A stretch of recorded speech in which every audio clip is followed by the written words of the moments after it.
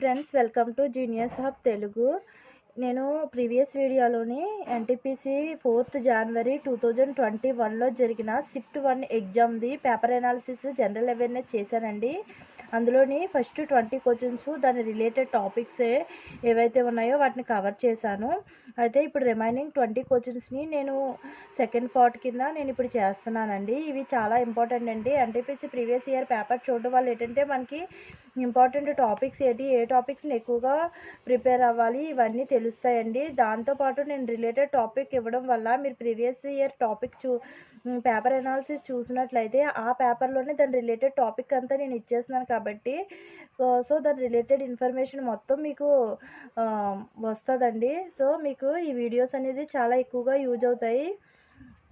ఇప్పుడు 20 క్వశ్చన్స్ చెప్పానండి ప్రీవియస్ వీడియోలో. 21 నుంచి 21 క్వశ్చన్ ఏంటంటే, రాజా రవివర్మ వాజ్ ఫేమస్. రాజా రవివర్మ గారు ఎందులో ఫేమస్ అంటే పెయింటింగ్లో ఫేమస్ అండి. ఈజ్ పెయింటర్ అండి.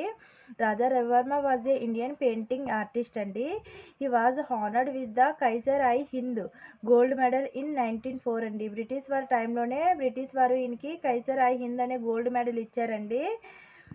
రాజా రవివర్మ గారికి. ఈయన పెయింటింగ్లో ఫేమస్ అండి రాజా రవివర్మ గారు. తర్వాత క్వశ్చన్ 22nd క్వశ్చన్ వచ్చేసరికి, the first high court in India was established. First high court ఎక్కడ ఎస్టాబ్లిష్ చేశారు అంటే కలకత్తాలో ఎస్టాబ్లిష్ చేశారండి. ఇది బ్రిటిష్ వారి టైం పీరియడ్లోనే మనకి హైకోర్ట్స్ అనేవి ఎస్టాబ్లిష్ చేయడం జరిగిందండి. అయితే the first high court of India was established in Kolkata అండి. It was formerly called high court of judicature at Fort Williams అండి. It was issued under the Indian high court act 1861 అండి. ఇండియన్ హైకోర్ట్ యాక్ట్ ఎప్పుడు వచ్చిందంటే British టైంలో 1861లో వచ్చిందండి. ఇట్ వాజ్ ఫార్మల్లీ ఓపెన్డ్ 1862 అండి. ఇప్పుడు 25th question అండి. 25th క్వశ్చన్ వచ్చేసి, when was Akbar become the umpire అండి. ఎప్పుడు అక్బర్ ఎంపైర్ అయ్యారు అంటే ఈయన 1556 ADలో అయ్యారండి అక్బర్ గారు. Akbar was the Mughal empire అండి. నేను మెడివల్ హిస్టరీలో చెప్పినప్పుడు ఇంపార్టెంట్ టాపిక్లోని Mughal period medieval history important topics చెప్పినప్పుడు నేను మొఘల్ పీరియడ్ అనేది చాలా ఇంపార్టెంట్ టాపిక్ అని చెప్పాను కదండి. ఇందులోని అక్బర్ గురించి ఈ పేపర్లోని అక్బర్ గురించి అడిగారండి. Akbar was the Mughal emperor. He became the emperor of Mughal dynasty in 1556 అండి. 1556లో ఈయన మొఘల్ ఎంపైరర్ అయ్యారండి. He ruled the Indian sub continent between 1556 and 1605 అండి. ఇతను ఒక కొత్త మతాన్ని స్టార్ట్ చేశారండి. అదేంటి అంటే దిన్ ఈ ఇలాహీ అండి. ఇది చాలా ఇంపార్టెంట్ క్వశ్చన్ అండి. Din i Ilahi was a religion introduced by Akbar in 1582 అండి. 1582లోని దిన్ ఈ ఇలాహీ అనే కొత్త మతాన్ని అక్బర్ గారు ఇంట్రడ్యూస్ చేశారండి. During Akbar rule the second battle of Panipat took place in 1556 అండి. 1556లోని అక్బర్కి హేముకు మధ్య జరిగిన యుద్ధంలోని అక్బర్ గారికి విజయం వల్ల అక్బర్ ఎంపైరర్గా ఉన్నారండి. అయితే it was the fought between the Samrat Hemachandra Vikramaditya. అంటే మామూలుగా హేము అంటామండి. ఆయన పూర్తి పేరు ఏంటంటే సామ్రాట్ హేమచంద్ర విక్రమాదిత్య అండి. హేము అండ్ అక్బర్స్ ఆర్మీకి హేముకు మధ్య జరిగిందండి. ఆ టైంలోనే అక్బర్ గారు చాలా చిన్న వయసు. అకార్డింగ్ టు హిస్టరీ బుక్స్ అయితే 13 years ఏజ్ అక్బర్ది అని ఉన్నదండి. ఆయన ఎవరైతే సేనాధిపతి ఉన్నారో ఆయన హెల్ప్ వల్ల ఈయన హేముతో గెలవడం జరిగిందండి అక్బర్ గారు. Under the leadership of Bairam Khan. ఇదిగోండి బైరన్ ఖాన్ యొక్క హెల్ప్తో అక్బర్ గారు గెలవడం జరిగిందండి. The Mughal won the first time second battle of Panipat అనేది అక్బర్ గారు బైరన్ ఖాన్ సహాయంతో గెలవడం జరిగిందండి. The conflict put the end to the Mughal and Afghanistan disputes for the Delhi monarchy అండి. In 1560 Akbar ended Bairam Khan's regency and at the age of 18 years అండి. ఇక్కడైతే 18 yearsలో ఉందండి. Took over the throne of India అండి. Pradhan Mantri Swasthya Suraksha Yojana PMSSY was launched in the year. ఎప్పుడు launch చేశారు అనేసి ప్రధానమంత్రి స్వస్థ్య సురక్ష యోజన అనేది స్కీమ్ అనేది ఎప్పుడు లాంచ్ చేశారని అడిగారండి. 2006లో అనేది ప్రధానమంత్రి స్వస్థ్య సురక్ష యోజన అనేది లాంచ్ చేయడం జరిగిందండి. కీ పాయింట్ చూసుకుంటే Pradhan Mantri Swasthya Suraksha Yojana PMSSY is a national government scheme that attempts to address inequality in availability of the affordable health care and facilities across the country అండి. The scheme was the first launched in the year 2003లో launch చేశారండి. The scheme was approved in March 2006 అండి. అంటే first launch చేసిన year అయితే 2003లో launch చేశారు. దాన్ని approval ఎప్పుడు అయ్యింది అంటే 2006లో అప్రూవ్ అయ్యిందండి అది స్కీమ్ అనేది. అంటే మొత్తం అందరికీ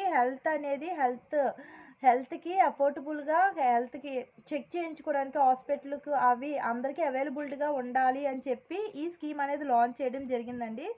ఇవి ఎక్కడైతే ఈ స్కీమ్ మెయిన్ ఏంటంటే హాస్పిటల్ ఎక్కువగా డెవలప్ చేయడము, కొత్తగా హాస్పిటల్ని రిక్రూట్మెంట్ చేయడము అలాంటివన్నీ ఈ స్కీమ్లోని ప్రారంభించారండి. ఇది 2006లోనే ప్రారంభించారండి. ఈ స్కీమ్లు ఎప్పుడైనా సరే ప్రధానమంత్రి లాంచ్ చేసినవి ఇంపార్టెంట్ అండి. నేను అందుకే స్కీమ్స్ అనేవి నేను ఇంపార్టెంట్ టాపిక్స్ ఇచ్చినప్పుడు కూడా మీకు చెప్పాను. స్కీమ్స్ ఖచ్చితంగా ఒక మార్క్స్ అయినా వస్తుందని చెప్పానండి.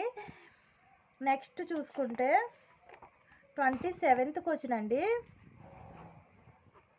When did RTI act come into effects? ఎప్పుడు RTI యాక్ట్ అనేది వచ్చింది అని అడిగారండి. RTI యాక్ట్ అనేది డిసెంబర్ 2005లో వచ్చిందండి. అక్టోబర్ 2005లో వచ్చిందండి. డిసెంబర్ 2000 ఆప్షన్స్ అండి ఇవన్నీ. అక్టోబర్ 2005లో వచ్చిందండి. కీ పాయింట్స్ చూసుకుంటే the right to information is the tool which every person in India can use the find out the information that can make their lives better అండి. India initiated to announcement of the Right to Information Act in the year of 2005 అండి. Right to Information Act 2005 mandates the timely response to citizen request for the government information అండి. The act was passed by the Indian Parliament on the 12th May 2005లోనే the act అనేది పార్లమెంట్లో pass చేశారండి. అది ఎప్పుడైతే approval అయ్యిందంటే October 2005లో అనేది approval అయ్యిందండి. RTI act came into force 12th October 2005 అండి. ఇలా డేట్లు వచ్చినప్పుడు ఎలా గుర్తుంచుకోవాలి అంటే మీ ఇంట్లో ఎవరిదైనా డేట్ ఆఫ్ బర్త్ ఉన్నా ఆ ఇయర్లో ఆ మంత్లో అలా గుర్తుంచుకుంటే మనకి గుర్తుంటాయండి. ఎందుకంటే డేట్ ఆఫ్ బర్త్ మన రిలేటివ్స్ ఎవరైనా అయితే అంటే ఇన్ కేసు మన ఫాదర్, మదర్, మన బ్రదర్ ఎవరిదైనా డేట్ ఆఫ్ బర్త్ ఆ ఇయర్లో ఉంటే మనం మర్చిపోం కదండి. అలా సింక్ చేసుకున్నట్లయితే మనకి ఎక్కువ గుర్తుంటుందండి. 2005 రైట్ టు ఇన్ఫర్మేషన్ యాక్ట్, మా బ్రదర్ బర్త్డే ఇదే ఇయర్, అలా గుర్తుంచుకుంటే ఎక్కువ కాలం గుర్తుంటాయండి మీకు. ఇది జస్ట్ చిన్న కోడ్. ఇప్పుడు 28th క్వశ్చన్ అండి. Who among the following is the youngest Nobel praise అండి. యంగెస్ట్ నోబెల్ ప్రైజ్ విన్నర్ ఎవరు అని అడుగుతున్నారండి. అందులో ఎవరు అంటే యంగెస్ట్ నోబెల్ ప్రైజ్ మలాలా యూసఫ్జాయ్ అండి. ఇచ్చిన ఆప్షన్స్ బట్టి Malala Yousafzai is a Pakistani activist for the female education అండి. In 2014 she was the award the Nobel Peace Prize అండి.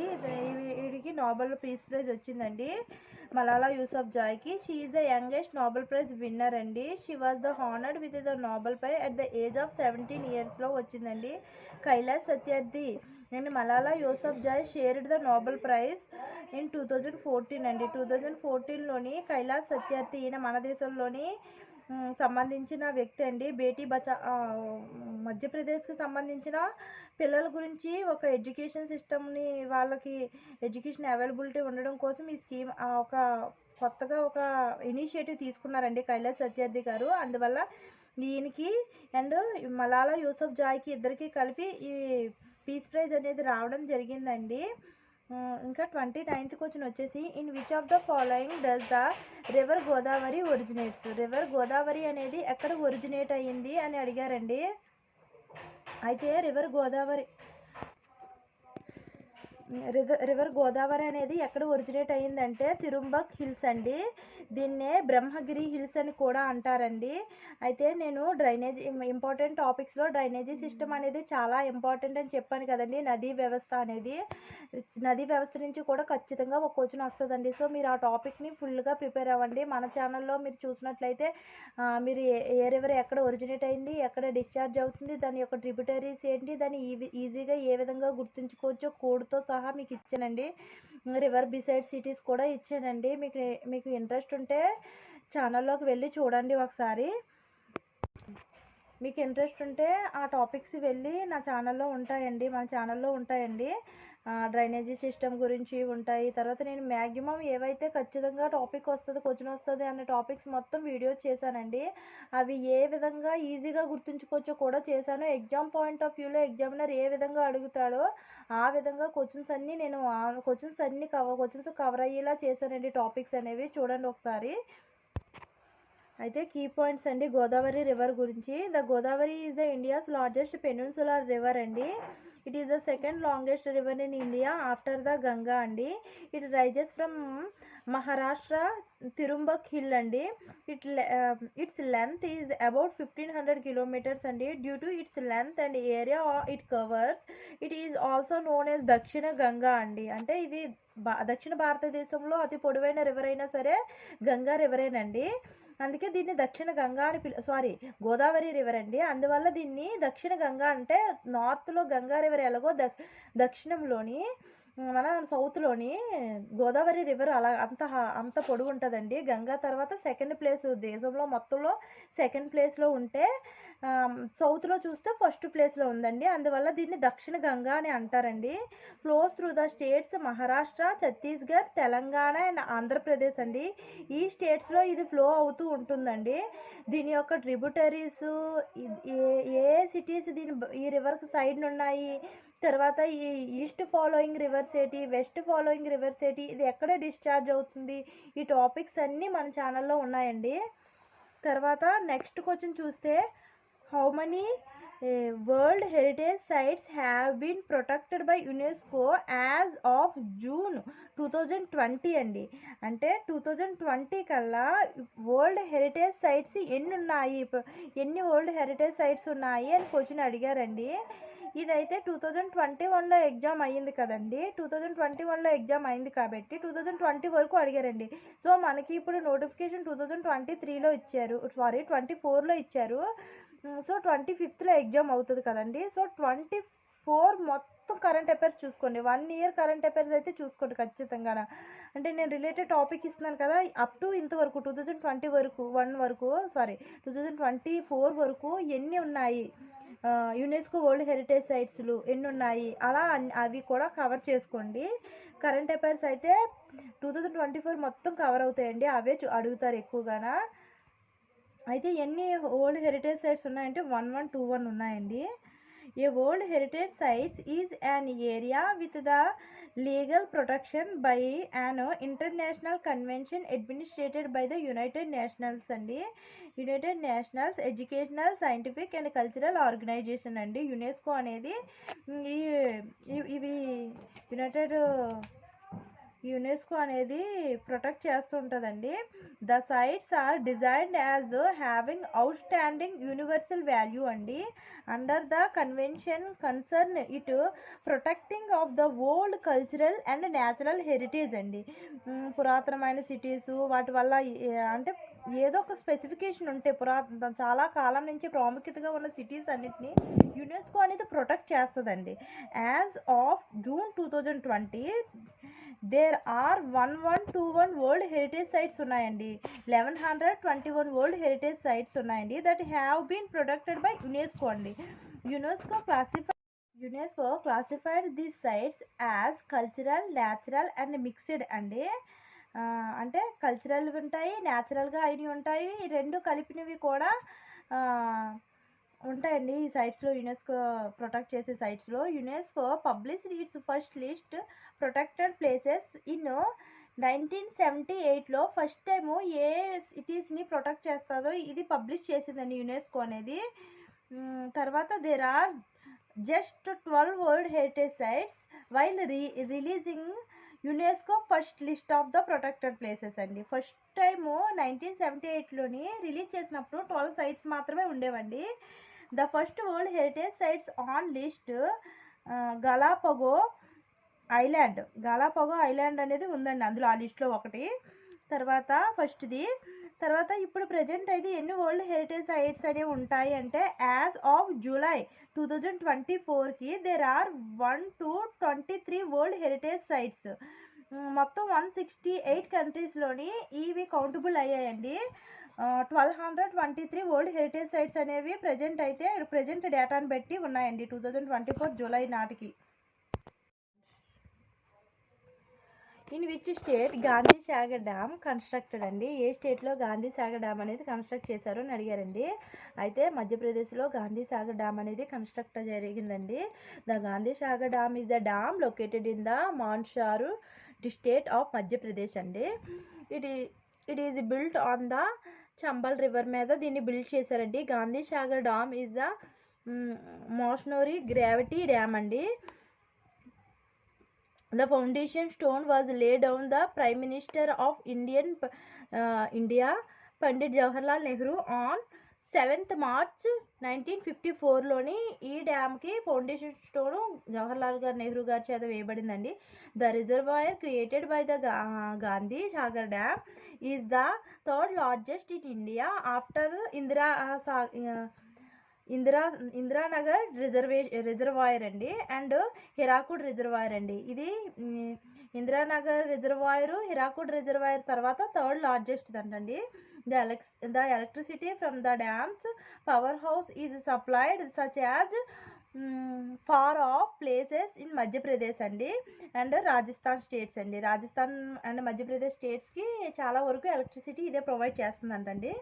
తర్వాత నెక్స్ట్ వచ్చేసరికి 33rdకి వచ్చినండి. When was the revolt of 1857 finally suppressed by British అండి. బ్రిటిష్ వారి చేత ఎప్పుడు 1857 తిరుగుబాటు అనేది అణచివేయబడింది అంటే 1859 అండి. ఇక్కడ ఇచ్చిన ఆప్షన్స్ పెట్టి 1857లో అయ్యింది కదండి తిరుగుబాటు అనేది. 1858 ఇస్తే 58 అండి, లేదంటే 59 అండి. 59 చూపిస్తుందండి, గూగుల్లో కూడా సెర్చ్ చేశాను నేను.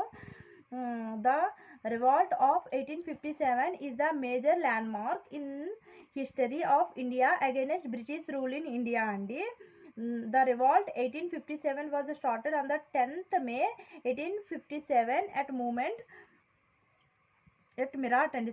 Meerut అండి. Lord Canning was the Governor General of India during the 1857 revolt టైంలో లార్డ్ క్యానింగ్ గారు ఉన్నారండి. Finally, revolt 1857 was suppressed by the British in 1859 అండి. 1859లోని బ్రిటిష్ వారి చేత ఇది ఆపివేయబడిందండి. 34th వచ్చినండి. యూఆర్ఎల్ స్టాండ్స్ ఫర్ అంటే యూఆర్ఎల్ ఫుల్ ఫామ్ అడిగారండి. యూఆర్ఎల్ అంటే యూనిఫామ్ రిసోర్స్ లొకేటర్ అండి. యూనిఫామ్ రిసోర్స్ లొకేటర్ అండి. కీ పాయింట్స్ చూసుకుంటే uniform resource locator is an address used identify the name of web resource అండి. Uniform resource locator is the web address that indicated a web page అండి. URL is also known as internet address or web address అండి. అంటే URL అంటే మనం ఏదైనా search చేసినప్పుడు పైన చూడండి సెర్చ్ అవుతుంటుంది కదా, http/ అలా చెప్పి మధ్యలో మనం ఏది సెర్చ్ చేస్తున్నాం అది వచ్చి .in అలా వస్తుంది కదండి, అదే యూఆర్ఎల్ అండి. అంటే దాని వెబ్ పేజ్ యొక్క అడ్రస్ అండి అది యూఆర్ఎల్ అనేది. ఇలా షార్ట్ ఫామ్స్ అడుగుతారండి కంప్యూటర్లోకి వచ్చేసరికి, ఇలా షార్ట్ ఫామ్ అడుగుతారండి. ఏంటంటే యూఆర్ఎల్ షార్ట్ ఫామ్ ఏంటి, www షార్ట్ ఫామ్ ఏంటి, షార్ట్ కట్ కీస్ అడుగుతారు. తర్వాత ఇలాంటి ఫుల్ ఫామ్స్ అడుగుతారు, అవన్నీ కూడా అడుగుతారండి. www యొక్క ఫుల్ ఫామ్ ఏమిటి, అలా చిన్న చిన్నవి బేసిక్గా ఉన్నవి కూడా అడుగుతారు. యూఆర్ఎల్ ఫుల్ ఫామ్ ఏమిటి అలాగండి. తర్వాత 35th క్వశ్చన్ వచ్చేసి on which river Sardar Sarovaram dam constructed. Sardar Sarovaram dam అనేది ఎక్కడ కన్స్ట్రక్ట్ చేయబడింది, ఏ రివర్ మీద అని అడిగారండి. నర్మదా రివర్ మీద construct చేయబడిందండి. The Sardar Sarovaram Dam is the concrete gravity dam located at Narmada district in Gujarat అండి. ఇది గుజరాత్లో ఉందండి నర్మదా రివర్ అనేది. On the Narmada river, The Sardar Sarovar Dam is being constructed. The Sardar Sarovar Dam provides the water to Gujarat, Madhya Pradesh, Maharashtra and Rajasthan andi. The foundation stone of project was laid out the Prime Minister Jawaharlal Nehru on 5th April 1961లో అయ్యిందండి. దీనికి foundation stone ఈ dam ఏ dam అంటే ఇందాక Gandhi Sagar dam చూసాం కదండి, అదైతే మధ్యప్రదేశ్లో ఉంది. చంబల్ రివర్ మీద ఉంది గాంధీ సాగర్ డ్యామ్ అనేది. చూడండి డ్యామ్స్ కూడా చాలా ఇంపార్టెంట్ అండి. సర్దార్ సరోవర్ డ్యామ్ అనేది నర్మదా రివర్ మీద ఉంది, గుజరాత్లో ఉందండి. దాన్ని కూడా ప్రైమ్ మినిస్టర్ జవహర్లాల్ నెహ్రూ గారి టైంలోనే వీటికి ఫౌండేషన్ స్టోన్ వేయడం జరిగిందండి. అది 1954లో వేశారు. గాంధీ సాగర్ డ్యామ్ ఏమో 1954లో వేస్తే దీనికైతే సర్దార్ సరోవరం డ్యామ్కి 1961లో ఫౌండేషన్ స్టోన్ వేశారండి. ఇవి ఇంత ఇంపార్టెంట్ కాదండి, ఎవరు ఫౌండేషన్ స్టోన్ వేశారు అవన్నీ కాదు, కానీ డ్యామ్లు ఏ రివర్ మీద ఉన్నాయి అవి చూసుకోండి. తర్వాత dash is the largest bauxite producing state of India. A state ఎక్కువ బాక్సైట్ను ప్రొడ్యూసింగ్ చేస్తుందంటే ఒడిస్సా అండి. ఒడిస్సా అయితే ఎక్కువ బాక్సైట్ను ప్రొడ్యూసింగ్ చేస్తుందండి. తర్వాత Odisha is the largest bauxite producing the state in India అండి. More than half of the Indian bauxite deposits are found in Odisha అండి. Bauxite is an important mineral used in the production of aluminium అండి. Bauxite ఎక్కువగా aluminium products ఏదైతే ఉంటాయో వాటిలో use చేస్తారండి. సగము భారతదేశంలో మొత్తం బాక్సైట్లోని సగం బాక్సైట్ అయితే ఒడిస్సాలోనే ఉందంటండి.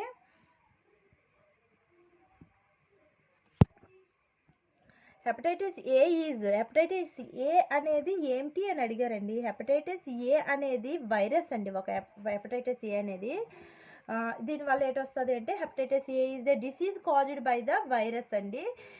The hepatitis A virus HAV is the spread through the ingesting tainted food అండి and drinking tainted water by coming in to the close contact with the affected person అండి. ఎవరైతే ఎఫెక్ట్ అవుతారో వాళ్ళ నుంచి క్లోజ్ కాంటాక్ట్ నుంచి కూడా hepatitis A అనేది వస్తుందంటండి. కలుషితమైన నీరు, కలుషితమైన ఫుడ్ తినడం వల్ల హెపటైటిస్ ఏ అనేది వస్తుందంటండి.